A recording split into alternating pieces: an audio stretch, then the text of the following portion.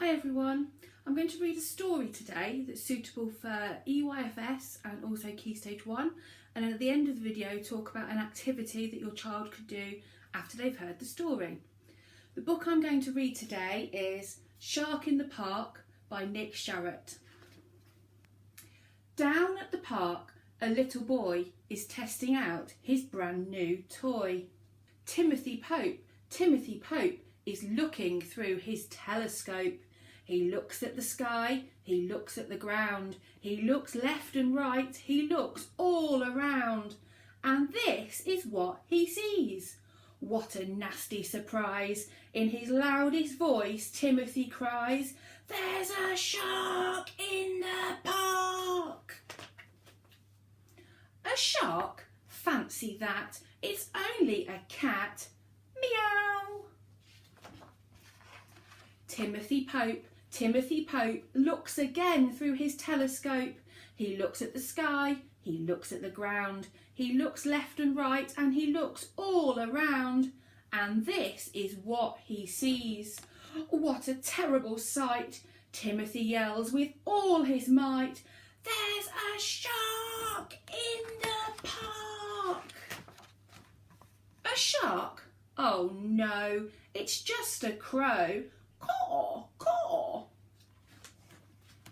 Timothy Pope has one more look through his telescope. He looks at the sky, he looks at the ground, he looks left and right, he looks all around, and this is what he sees. Tim's not in any doubt. What do you think he's about to shout? "There's a shark in the park!" A shark? No, it's not. And aren't you glad? As a matter of fact, it's Timothy's dad. It's time to go home, Timothy. Quack! Timothy Pope says, "It's safe to say there are no sharks in the park today." And then before I shut the book,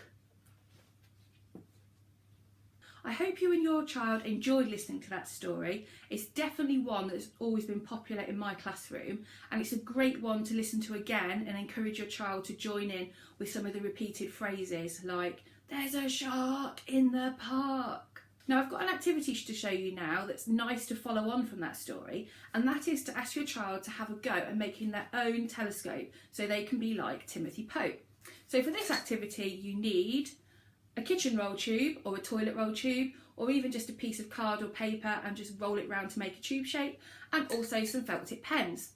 So what I've done with my tube is I've started to decorate it. So ask your child to decorate their telescope.